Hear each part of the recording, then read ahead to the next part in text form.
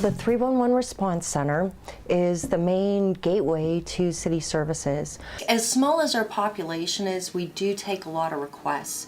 Most cities that have 311 systems, you'll find that more of their calls are question related and don't end up in service requests. Pittsburgh, I believe, is the complete opposite. The majority of our calls are going to end with a service request. Sometimes we'll get one call that will generate 25, 30 different requests. I really believe that 311 is a great factor, probably in all cities, because if we didn't have it, then the public would probably have a harder time trying to contact these offices just on a personal level, because there's so much. So we do what we can to try to help in between, because sometimes it doesn't always have to go directly to whatever that department is, because if we can help, if we have whatever forms that need to be sent out, then that's one less step that someone has to, one less day that they have to wait for the mail to get their items and things like that. So I guess at the end of the day, as long as they're satisfied, then we've done our job.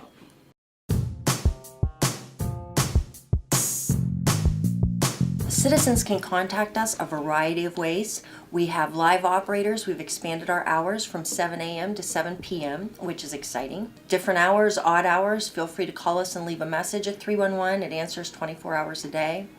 And then we also have 311 postcards that we'll pass out at community meetings that you can fill out and send in. Those are postage paid. So if you have a group event and need some of those, please feel free to let us know.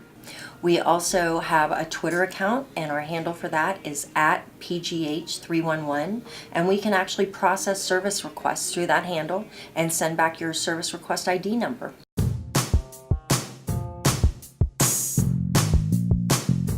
Through the years, we've been growing and building, and we're up to 11 staff now. And one of our most exciting endeavors at this point is we're finally getting new software.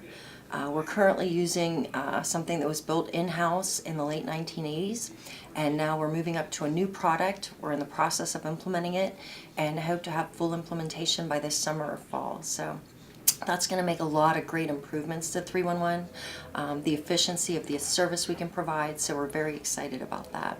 Twitter has opened up an opportunity for an entire new process to people who don't normally have an opportunity to reach out to 311. It's fast, it's monitored 24/7, generally replying to people between the hours of 7 a.m. and 7 p.m.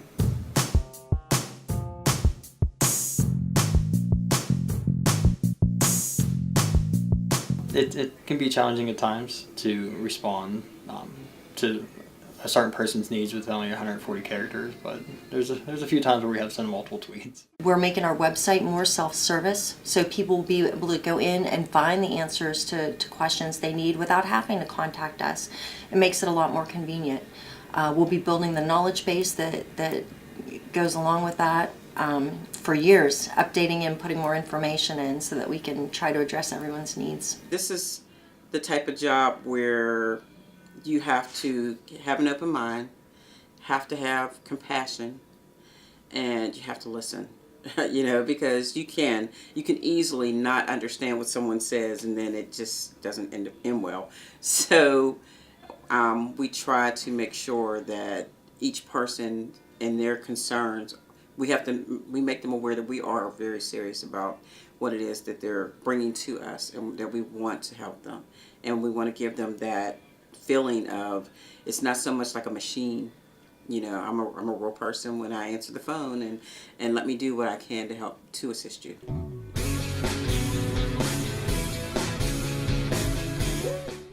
Next up, we have Ronnie C. Johnson. She's here from all the way from Washington State, and there's been a lot of interest lately in teleworking. So she's going to talk a little bit about how her office has implemented that, some of the challenges they faced, and how they've overcome it. Am I going to need the microphone, or can you hear me in the back? You can hear me fine? Yes. Okay, good. Oh, this one's fancy, I don't have to turn it on. It doesn't have a button.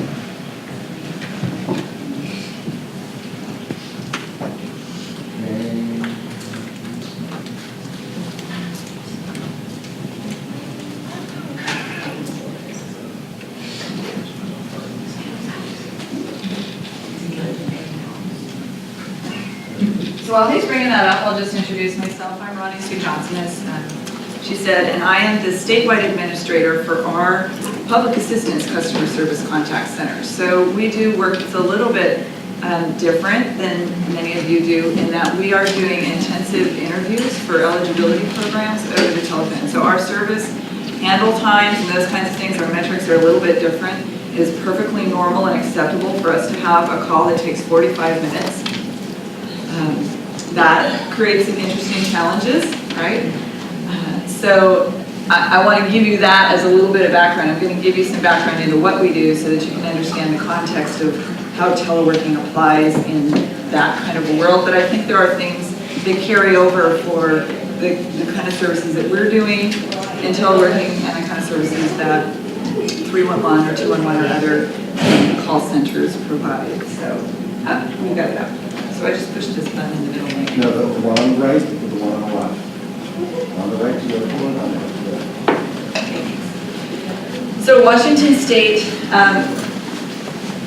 is, our contact center is, and our public assistance services are state-based. We're not county or local municipality-based for providing those services. And our contact center is a virtual contact center.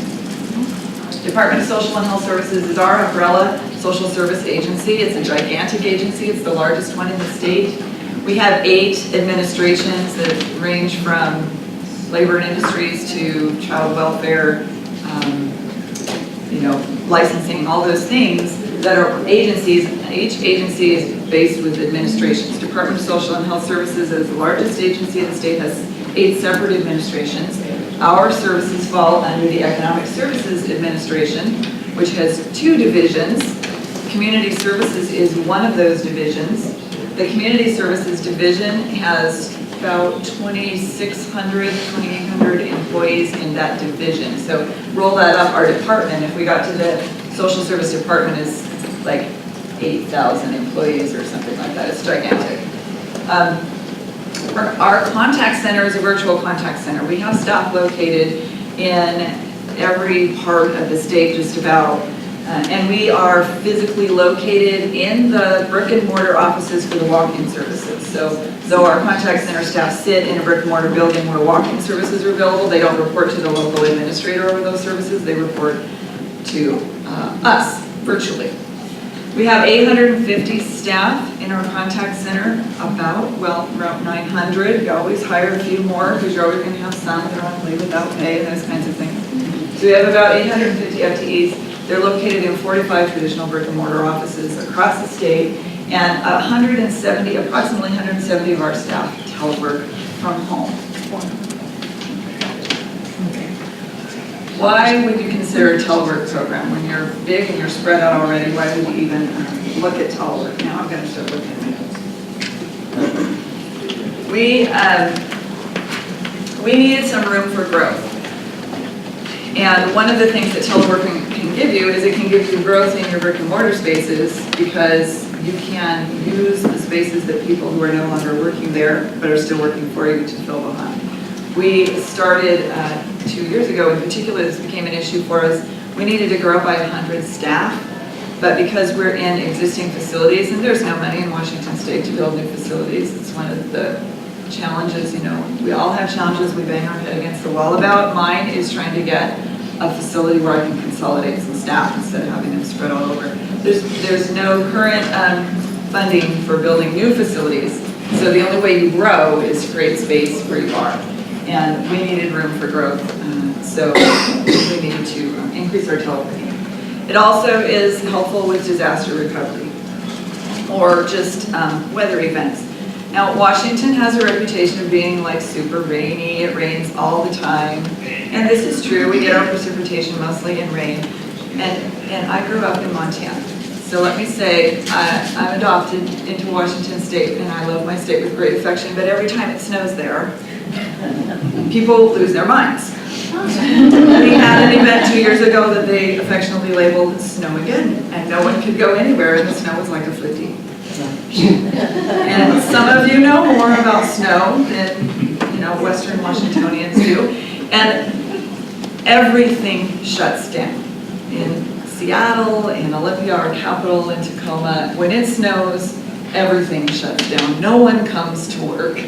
So having teleworkers who are sitting at home and still able to work is very, very helpful to keep your telecenter operating, because people are still calling, because they are also not going into the brick and mortar buildings because no one goes anywhere when it snows. They're calling instead. So teleworking is a place for us to take advantage of dealing with weather events and also disaster recovery. If something happens on one side of the state that affects a local area and you've got people a little bit outside that area telecommuting, you can bring things back up more quickly. It, for us, is also our most powerful staff retention tool. This is important for us because our public assistance eligibility programs are very complicated. We have both state and federal programs. It takes a long time to learn. Our average training from the time somebody comes in the door till they're considered proficient is 18 months, and they're in training for that period of time in classrooms for a minimum of about 15 weeks in the classroom and then OJT. That's a very expensive investment, and we can't afford not to have retention. But like other telecenters, we had a pretty high turnover rate. We were running about a 30% turnover rate. When you've had that much upfront investment and they're leaving you 2 months before they end their 18 months, you have to find a way to keep them. And for us, teleworking was that. The other thing it is for us is a potential, it expands our recruitment pool. In some of our communities where it's hard to be competitive with wages, for example, in the city of Seattle, government jobs are not the best paying jobs. There are other jobs that pay better. But we can offer telecommuting, and if you live in the city of Seattle, that is an advantage because it's really terrible. I'll talk about that in a minute. It also improves our ability to accommodate disability. So for example, if they were working in our environment, in our brick and mortar facilities, as I shared, we're co-located with our walk-in service facilities. We are dealing with people who are ill a lot. They come in for Medicaid services because they need medical care. And they bring with them their contagious diseases and germs and exposure. It's almost as bad as working in a public school district. Or a hospital. And if you're somebody who has a disease where your immunity is compromised, you may not be able to work there anymore. And we have had that happen. Teleworking allows us to accommodate for that, where they can control that environment better, but they're a perfectly productive and good worker. They can be accommodated by working at home in a different way than they could in facilities. And it's a staff morale issue.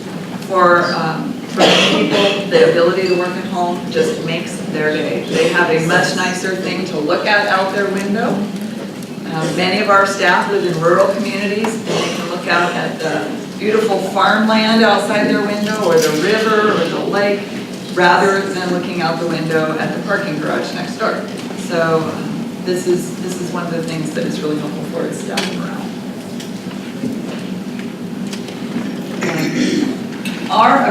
The accommodation issue is not a small issue. I want to share that. 5% of our teleworkers of the 170% are teleworking because they are on an accommodation. That's a pretty significant number for us when it comes to the numbers of staff that we're working with.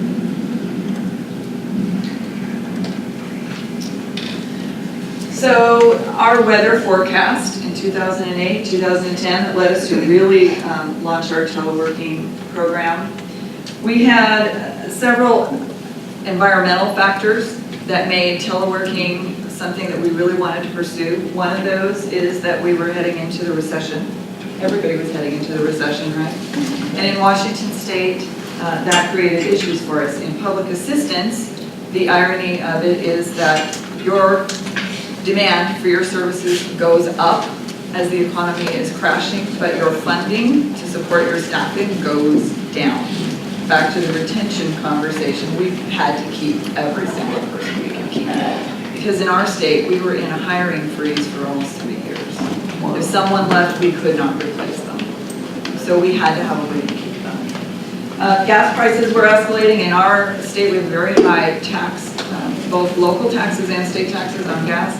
There was periods of time where our gas was up to $5, almost $5 a gallon. That makes it difficult for people to commute any distance. And so teleworking was like giving them a raise, which we also could not do because of the economy. So that was another factor. The Seattle traffic, for almost 100 miles, the I-5 corridor in Washington State is jam-packed every day of the week for half of the day during major commute times. It's the 4th worst traffic in the United States. If you've never driven through that area, you are fortunate. I drove from the airport here to downtown, and it took me less time to get from your airport to downtown than sometimes it takes to get across town in Seattle. It's crazy, crazy traffic there. So this was a factor for trying to keep people working for us in Seattle, because if we could send them home, we could keep them off the road in that area. Let's see. Talked about the hiring freeze, caseload growth, yeah, and the economy. So things were kind of getting scary during this period of time. Our caseload, for example, in the SNAP benefits, our food stamp benefits, grew by, in a 1-year period of time, it grew by almost 100,000 people that we were serving with no additional resources to serve them. So these are some of the things that we were doing. We also, though, despite those challenges, had a very supportive environment for making telework work for us. We had an executive order from our governor that said we really want agencies to create telework and alternate work week programs, because we want to deal with traffic, one thing, and we want to make Washington government an employer of choice. So we had an executive order that the agencies were all working in. We also have a vigorous commute trip reduction program in Washington State, again, because of the cost of gas and because of the traffic issues in Western Washington. These are not true in Eastern Washington, very different dynamics on the west side of the state. And for the geography of Washington, here's also a strange thing. When we talk about the west side of the state, politically and geographically, we are talking this little corner, and the rest of it we don't consider the west side of the state. Like the mountain range runs here, and everything else is east. This is the northwest corner, extremely rural over here. We're really talking this kind of corner here. So a lot of the issues that affect the western side of the state really only affect the urban areas along the sound. We already, in our contact center, we're working in a virtual environment. As I said, our staff, we built up our contact center not by saying we're going to make a statewide contact center, we're going to put it here. We said we're going to take existing staff who do the same work as our public assistance staff. We're going to take them, and instead of having them do it face-to-face, we're going to do it by phone, and they're going to do it from the offices they already sit in. So we were already connected virtually and working remotely. That experience was important because teleworking is virtual supervision, and we already had some of that in place. We had folks who were supervising staff that were sitting in an office that was maybe as far as 60 miles away from where they sat, and they were their direct first-line supervisor. So we had some experience already with how to do that. We also had dependable supportive technology already in place. We use VPN. Are you all familiar with VPN? Okay. So we use VPN for connecting our teleworkers. We already had managers who were doing telework. Telework is very helpful for us in our management pool, making our management pool bigger, because it's very difficult to recruit staff from the eastern side of the state, for example, who are very talented and wonderful people like my colleague, Brett Fisher, who's with me today. to work in our headquarters office over on the Sound and have to move. Cost of living issues and moving are difficult. But when we allow teleworking, they can come over for meetings when they need to, and they can telework from where they live. And that increases our recruiting pool, which was also very helpful. We don't do that with our frontline staff, have them telework across the state. But we can at least look at some of the folks who a commute would be unreasonable for them if they could.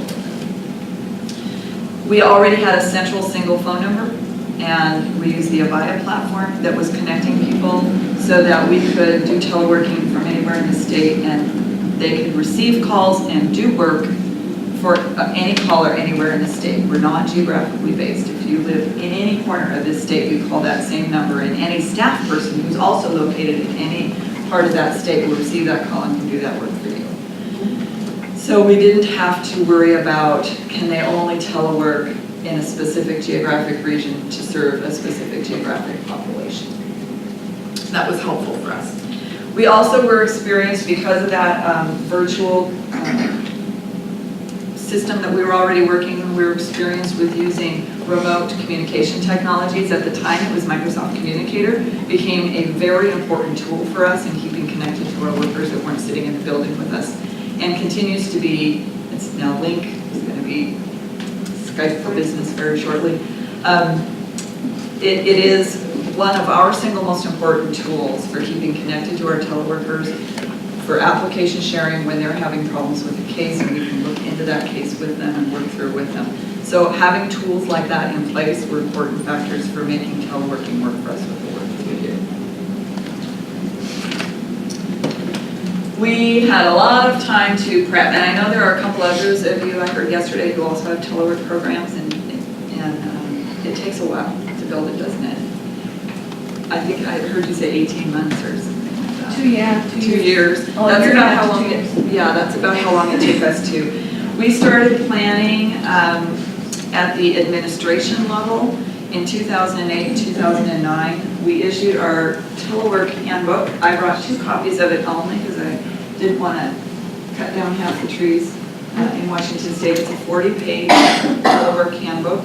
I brought copies. If you want to take a hard copy, you can. We're also going to be including a copy of this with our presentation that's going to go out on the website, so you can all access that if you want to, in addition to some forms and things. We have lots of forms attached to this program. But it was important for us to codify what our program was going to look like. So we had our handbook that we developed, and it was issued in 2009 for the administration. And then we had to decide how will we in our division implement this, and our contact center was selected to do a pilot with this. We had to include labor in that conversation. We are a collective bargaining state, and so anytime we're going to do something that impacts potentially working conditions, we need to negotiate that, which we did. We negotiated with labor around what the impacts of how this would work would be. And one of the first key decisions we had to make before we were ready for that decision is what's going to be our eligibility criteria. That's something important to think about if you're looking at a telework program and you're in a merit system or a labor system, so that you can have consistency about who does and who does not get to telework. And how many could we support? Is it 50% of our staff? Is it 20% of our staff? One of the things that we needed to consider is if we decided it was going to be merit-based. You had to earn the right to telework, so you had to be a person who was performing well. When you do that, you have to decide how many of those highly performing people can you afford to have out of the office, because who's left in the office? If all of your high performers go out, who's left in the office with your trainees? Who are their people they're exposed to that are mentoring them? Is your people who are not your highest performers? Maybe not the people you want most bringing your new trainees along culturally. So we had to think about what would our ratio be and what would our level be. Our collective bargaining, the factors that were of concern for our union was what scope of work would the staff do? Are they going to get to do better, more cool kind of work? Are they going to have to do the grunt work? Are they going to get to do the full scope of work so they keep their skills current? Those are issues that were of concern for our labor. Also the selection criteria and what will be the selection process. They care a lot about that, as did we. So we worked on that together. And what would be the process for change to our telework agreements? Our teleworking arrangements are formalized. They have to have a teleworking agreement that they sign, their supervisor signs, their administrator signs, and ultimately, as the appointing authority, I approve all of those. Based on recommendation of my managers, let me assure you, I don't individually know each of these employees. So we have a very formal process, which meant that if we decided that we're going to pull them back out of telework, we need to have the flexibility on the management side to do it when we need to and not have to renegotiate that, but then also to have something that's fair for the employees. If they've been allowed to telework, can a supervisor just randomly say, I don't like you today, you're done teleworking? No, we needed to have a criteria for what does it mean to come back in and no longer be teleworking. So we bargained all of those and set those up in our policies and procedures to make sure that we had it really well documented what that policy and procedure would look like. And then we had to coordinate deployment. One of the things that we learned along the way, I'll talk about some other lessons learned, but one of the things we learned is that it matters if these people are technologically savvy. If you send someone home who is a help desk frequent flyer, your IT people will be very happy with you. They will not be pleased with your program if you send people home who cannot do some basic troubleshooting on their own. So we included IT in the selection process and made sure that they got to have a little bit of say and give us some feedback in case we didn't know that this person was a frequent flyer, that they were or they weren't able to do some basic troubleshooting on their own. Because if something goes down, they have to be able to basically troubleshoot over the phone with IT at home by themselves. We did our first rollout in early 2011 of our first group of staff, and we did it annually. Once a year, we did a cycle, an application cycle from 2012 to 2014, and we're now doing 2 cycles a year because our goal is to keep 20% of our staff teleworking, and as people promote or they select other positions, we end up with less than 20% of our people teleworking. So every year we're trying to refresh that pool of people who completed training and are ready to go out to telework. Teleworking in our contact center today, we're not a pilot. We had to formally say we're not a pilot anymore because people would say, how is the pilot going? The pilot is no longer pilot, it's business as usual. We incorporate how we do teleworking into our business plan for our strategic planning processes. We use it in our facility strategic planning guidelines. The facility planners for the state were very excited to hear about teleworking. They wanted us to be doing 15% teleworking or more, and so at times one of the things we had to guard against was their assumption that that's what we were going to do, and they were planning around shrinking our space for us. No, thank you. We're trying to hold that growth space. We're doing this for growth, not so that you can reduce our leases, right? But they were very excited with the thought that we could reduce our leases. So we have to make sure that we've got this incorporated in our business plan, and we've talked with all the stakeholder people who control budgeting and that kind of stuff, so they understand what we're doing with this system. Our teleworking handbook, if you take a look at it, talks about teleworking from an alternate office than their home office, but our teleworking in the contact center is from home, not from other locations, because we're already remote around the state. It doesn't make sense to do it just office to office. So we have 20% of our agents full-time. They do it full-time, not Sundays or others. They do it full-time.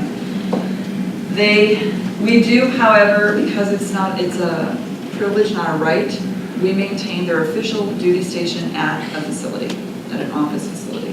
Teleworking is their alternate site. Their official duty station is at the facility. That's important to us because we don't pay travel expenses to commute to the office from home. If their home was their official duty station, we would have to pay travel to come to the office, mileage, etc. We don't do that. The office is their official duty station. They travel on their own costs if they need to come into the office.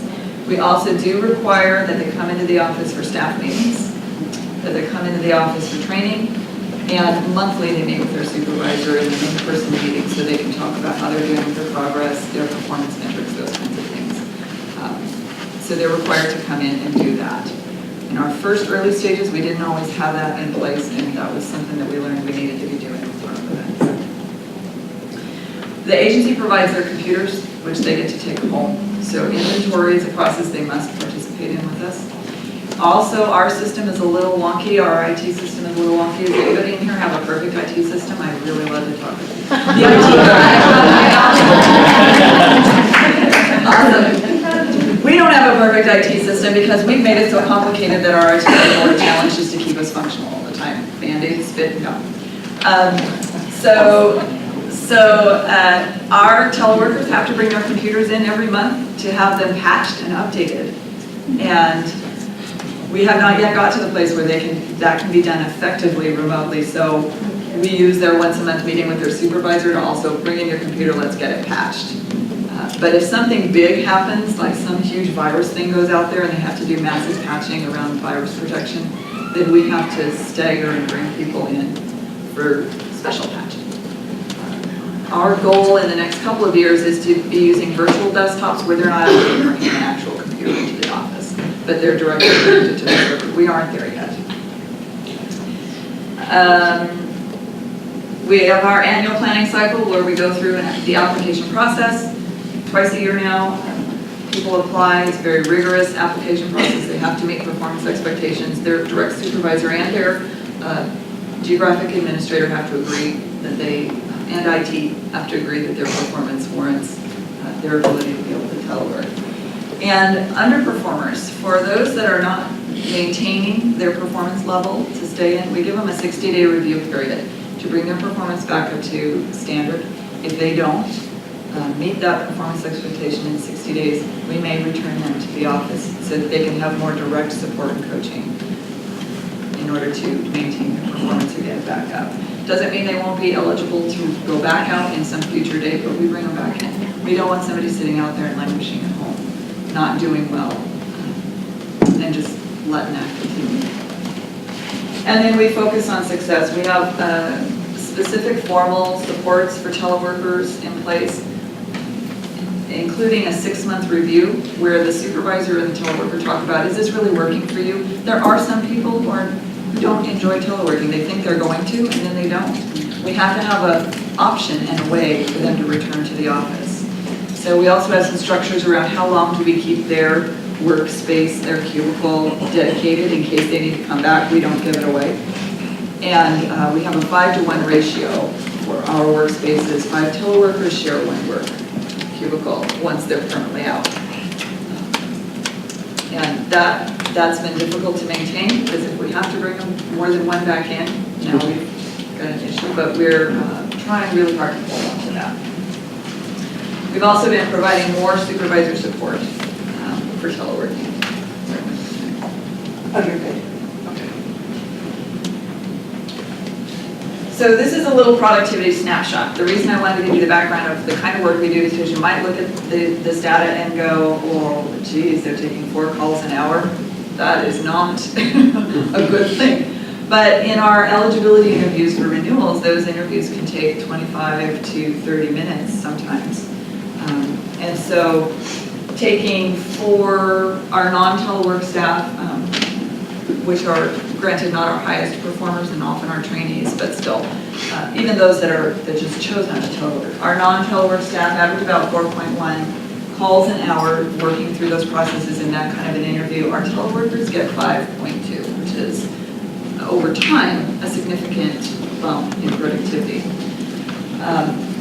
And that kind of trend holds true for all of our processing queues where they're actually processing casework and working with the client around their individual cases. The interesting thing is our triage queue is the opposite. Our in-office workers do more calls per hour than our home workers. Now the reason for that is because our staff rotate through each of these queues. These are not specialized workers.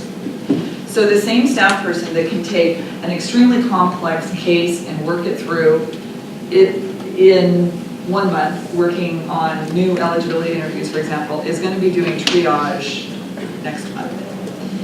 And they're journey level workers. They're going to take more time when they get that triage call to look at the case and find out what does this client really need before they hand them off. And they sneak work. out of the scope of that queue. They're like, I can do this change of address really quick.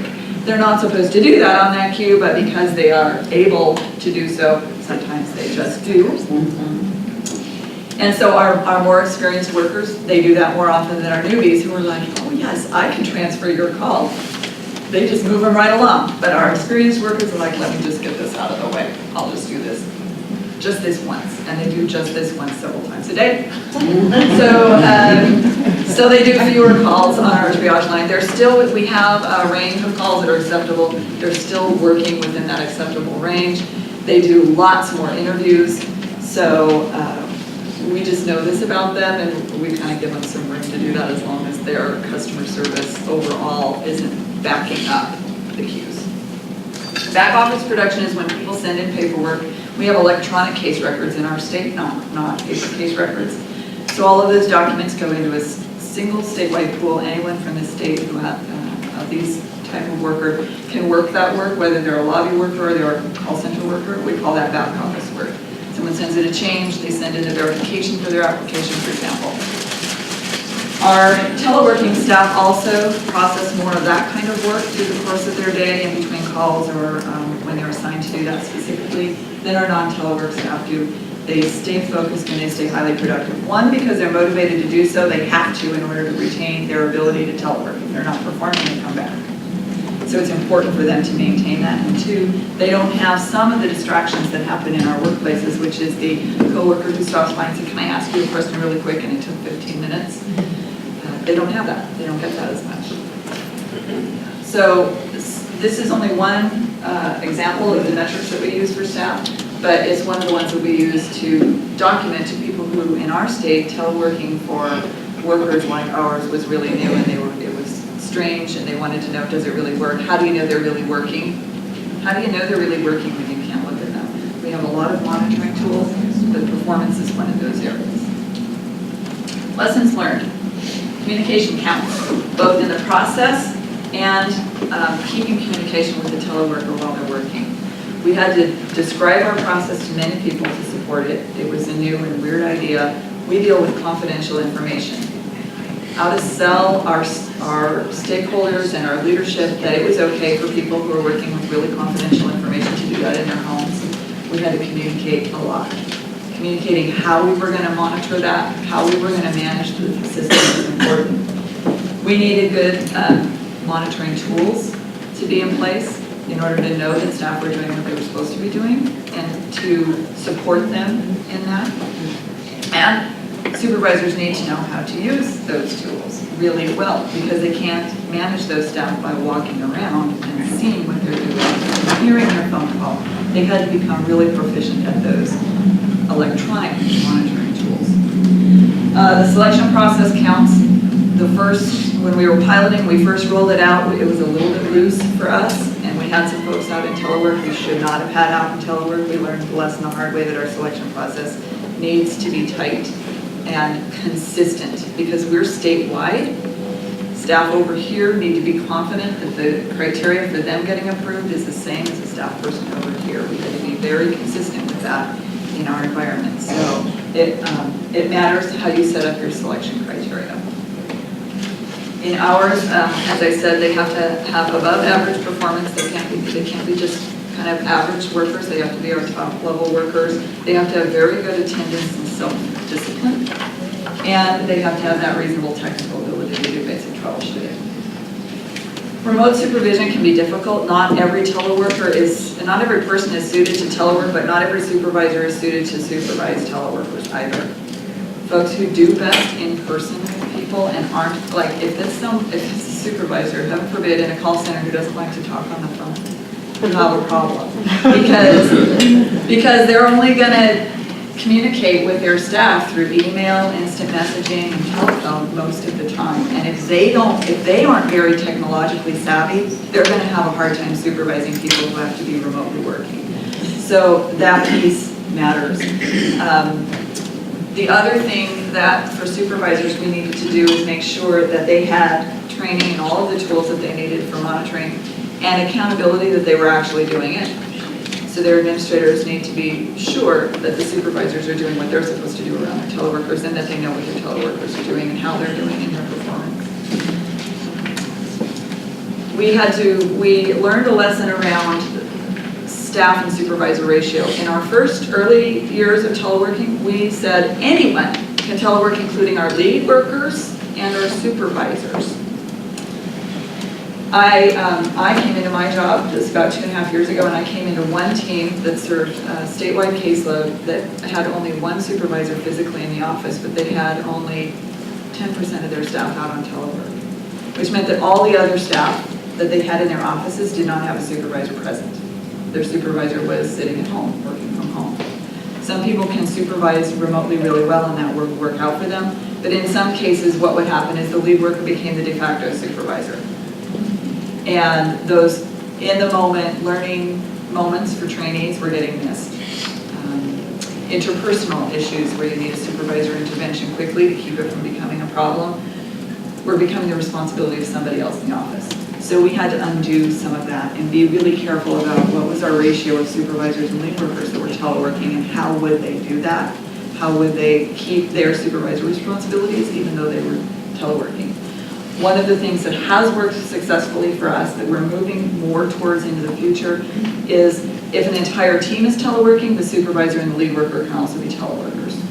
And that works well because a supervisor that has both teleworkers and in-office people tends to have the tyranny of the urgent take them over, and the staff person that's in their face is the one that gets their attention, and the teleworker starts to get kind of left out of the loop. So having an entire team that teleworks, that teleworking supervisor is connecting with their teleworkers all the time and working on team dynamic as a teleworking team versus a mixed team. So we're moving in that direction. We're not quite there yet. It is not all sunshine and rainbows. If you have rainbows, you have a cloud somewhere. And we found some of them. Right? Rainbows only come with rain. So if you're approving supervisors and lead staff, be careful of the balance, like how many of those and where you have those do that. Make sure you invest the time in your supervisors to help them know how to supervise remotely. It's a little bit of a different skill set, particularly if they're supervisors who grew up in the system that started in a face-to-face context. They'll need some help. And then accountability. Teleworker engagement was another issue. Those that have been out teleworking longest for us, 2, 3, 4 years, it's very easy for them to get disconnected from the culture, disconnected from the dynamic of what's happening in the organization. We are an organization that runs by work group. All of our process improvement occurs by work group. If all of our best workers are out teleworking and they don't want to come in for work group engagement, we don't get to pick their brain. We don't get their knowledge and their insight. So we had to be very intentional, and we didn't do this at first, and we're coming back around to it now, about engaging them in those kinds of things that happen in the office culture. If we're having a potluck, we're going to tie it to a staff meeting, and you've got to come in. You don't get to just say, I'm not coming to the potluck. You don't get to say, I'm not going to come and participate in a safety committee at the local office. We need some of our teleworkers engaged in the safety committee. We have a very rigorous safety program that includes for our teleworkers things like if you get a bomb threat, how does a teleworker deal with a bomb threat that's in another office? How do you communicate about that? What is your plan for how teleworkers deal with that? And how do they notify somebody if they've got a suicide call on the line, which is not in our scope of work but happens all the time, and you probably get some of those in your call centers too, right? The ladies that you know by name that we talked about yesterday. How do you help a teleworker know how to get somebody's attention around that? And so be more formal and thoughtful about how you set those up. Once they get really good at teleworking, sometimes they don't want to come back in. We require it. It's not optional. You have to come into the office. Interestingly enough, those of our teleworkers who live farthest away from an office, they like to come in and connect with their coworkers. The ones who live in town 2 blocks from the office, it's like pulling teeth to get them to come in. I do not know. You could block. What is the issue? They don't want to come in. So we make them. We make them because we want to keep them engaged. The lesson learned there is to set that expectation when they first start to telework, not after they've been doing it for a while. And build into the telework plan with them how they're going to stay engaged with the rest of the office. So that was a lesson. And then unexpected consequences, plan for unexpected consequences, or you can't plan because they're unexpected, but be prepared for them. Our unexpected consequence that we're dealing with, our retention rate in our teleworking is really great. We have about like 2% turnover rate in our teleworking staff as compared to what we were experiencing 30% in our main contact center. Really great retention. Very small number of them have returned to the office because they decided they didn't like it. Most of our turnover in our teleworkers is because they promote. But herein lies our unintended consequence. Our best workers went out on telework, and the promotional range from our line person to our lead to our supervisor is pretty small. So we have a hard time encouraging them to promote into our supervisory positions, and they are exactly the people we want to have as supervisors. So our pool of people who are applying for our supervisory positions has shrunk because our teleworking program is so successful. They don't want to come in. They don't want to come. They don't want to. Now they're going to get a tiny little raise, but they're going to have to pay to commute again, and they're going to have the headache of dealing with human beings as employees. And so some of them are like, why would I give up my home telework for that? You're not offering me enough. And we have, we're not private sector. We can't say we'll give you a bigger raise to come in. We're bound by our collective bargaining. So we're working on how to, again, if they're going out early on and think about what promotion might look like for you and how do you stay engaged that, stay connected to that, and plant that seed for them when they first go out. Because we've had positions where we've posted for supervisory positions in the city of Seattle, for example, where it's difficult to commute and get around, where we have tried 3 or 4 times to fill supervisory positions and could not and just had to leave them unfilled because our teleworkers would not come in and no one else is going to move there to take those jobs.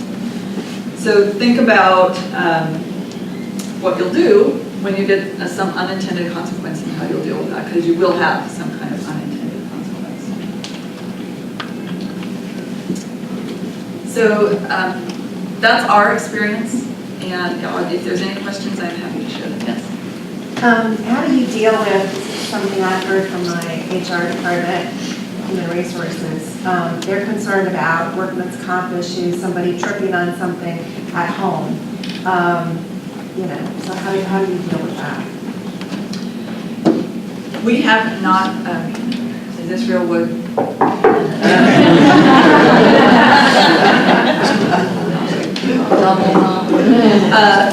5 years into it, we have not had any workman's comp issues claimed for tripping hazards or I fell down or any of those kinds of things. We have had repetitive motion claims because they're typing all day long.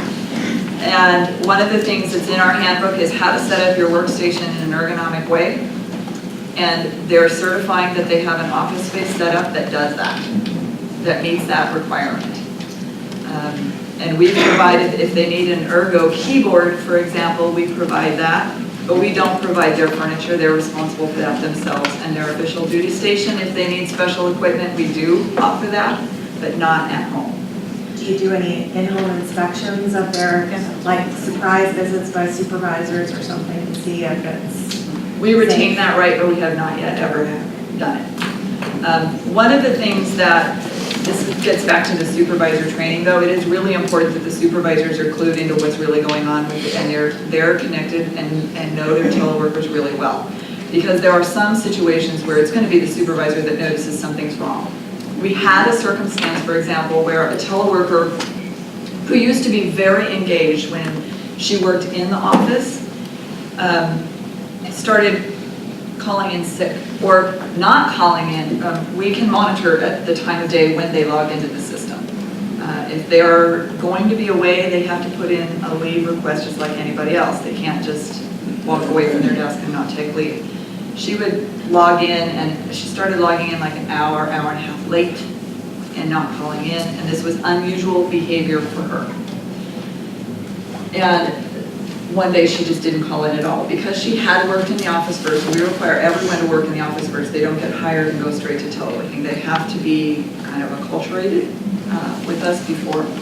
So knowing that this wasn't normal behavior for her and knowing where she lived, they did go do a site visit, and they found that our worker had become, was beginning to struggle with agoraphobia and was basically melting down at home, lived alone, was no longer engaged socially with the staff because they were working from home, and they were in a very dangerous state of mind. But because the supervisor was clued into this person as a person, and this is again why who supervises teleworkers matters, they were able to get her the help that she needed.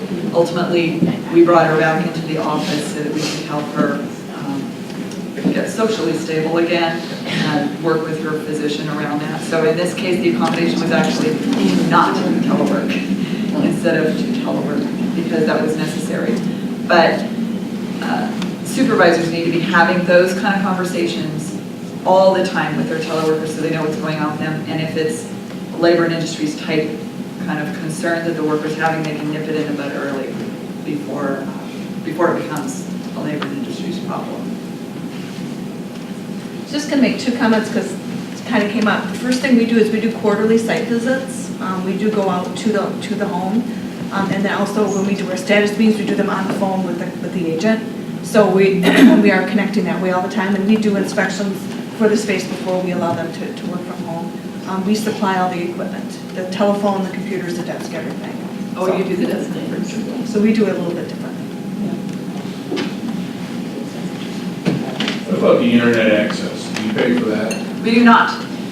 So in our system, they are required to have a landline, which is unusual for people, but because of our patchwork of systems, they have to have a landline and they have to have high-speed internet. And there are some folks who've applied for and been approved for telework, and then they learn in their community they only have satellite internet, and it doesn't work with our phone system.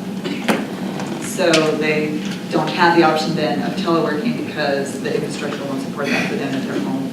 But they have to provide that on their own.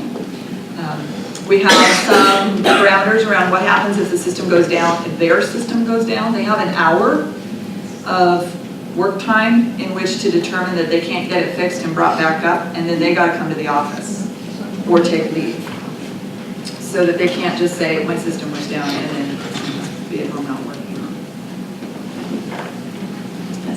Have you ever had anybody not return the equipment? No, we haven't.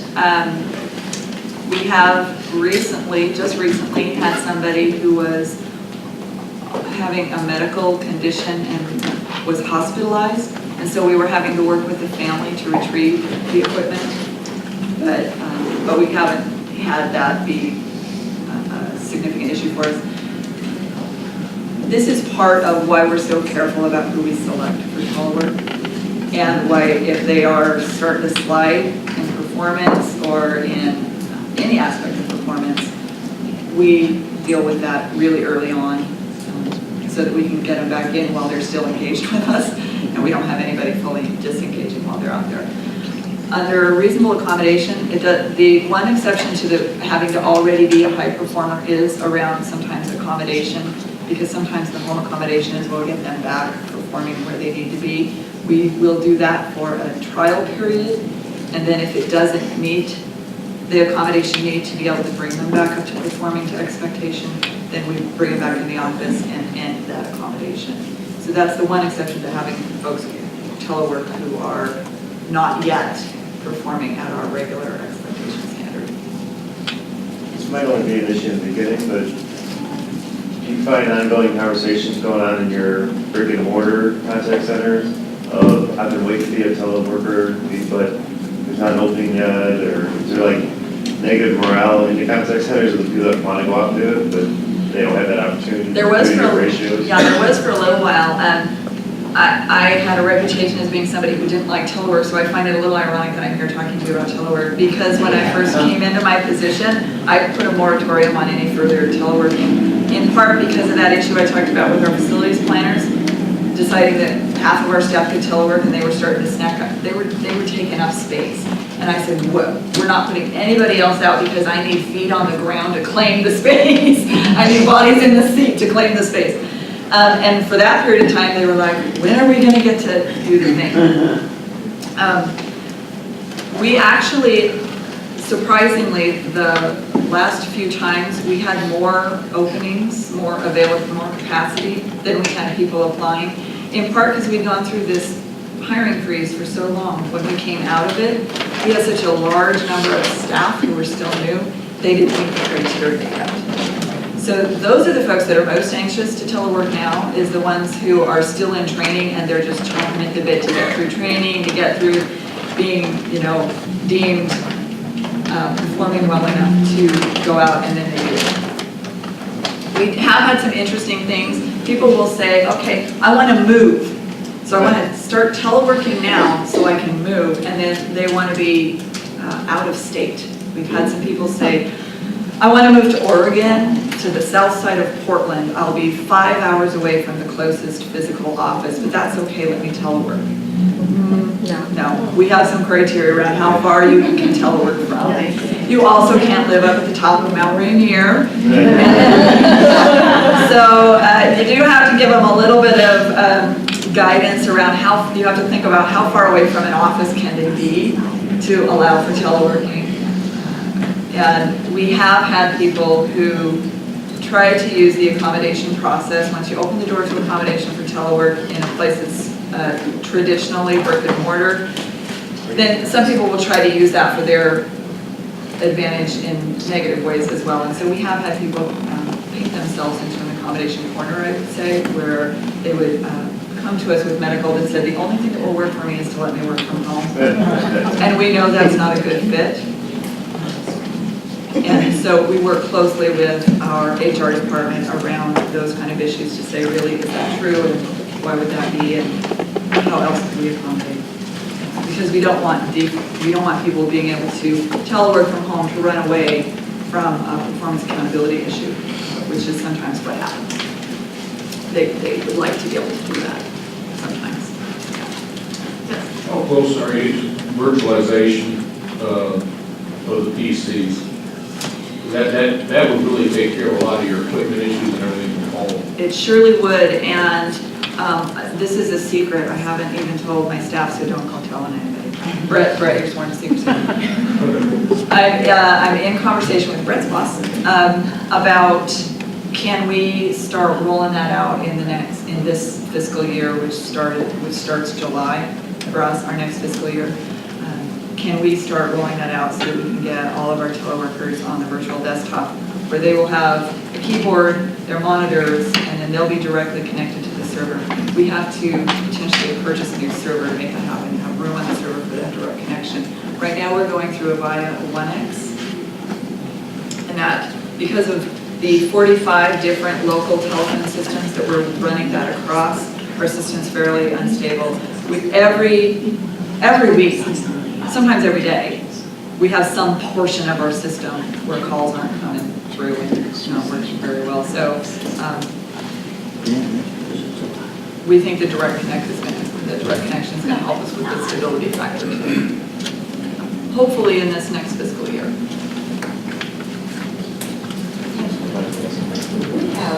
We have 2 employees that telework full time, and our reasoning was City Hall, we work in City Hall and it closes at 5 p.m. But our shift, we have 2 people that have to work until 6 for our service center, and so we kind of put it up as a volunteer. And so we had 2 people volunteer. We had a high performer and a low performer volunteer, and we actually found that the low performer performs better working in their home environment. We've seen a marked increase in their success with their metrics. So for a low performer, it ended up working out great for us. That's a really good point. Sometimes it can help with performance, especially if it's an incentive to bring that performance up, to get to keep to do that. And you know, the other thing that I sometimes have is I'll have supervisors that say, you know, my team would just run so much better if we could send that person home.